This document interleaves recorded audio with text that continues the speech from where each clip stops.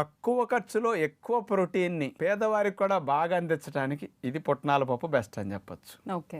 మామూలుగా మేక మాంసం 700 నుంచి 1000 రూపాయల మధ్యలో ఉంటున్నది కదా, సీజన్ బట్టి కొద్దిగా మారుతున్నది. ఇది మేక మాంసంతో పోలిస్తే 7-8 రెట్లు రేటు తక్కువ, కానీ మేక మాంసం కంటే ప్రోటీన్ ఎక్కువ ఉంది. అందుకని పేదవారికి తక్కువ ఖర్చులు ఎక్కువ ప్రోటీన్ ఇచ్చే బెస్ట్ పప్పు పుట్నాల పప్పు. అందుకని ఇది ఆ రూపంలో వాడుకోవచ్చు. అందుకని మనకి ఎక్కువ కండపుష్టికి దారుఢ్యానికి చక్కగా ఉపయోగించడం చాలా మంచిది.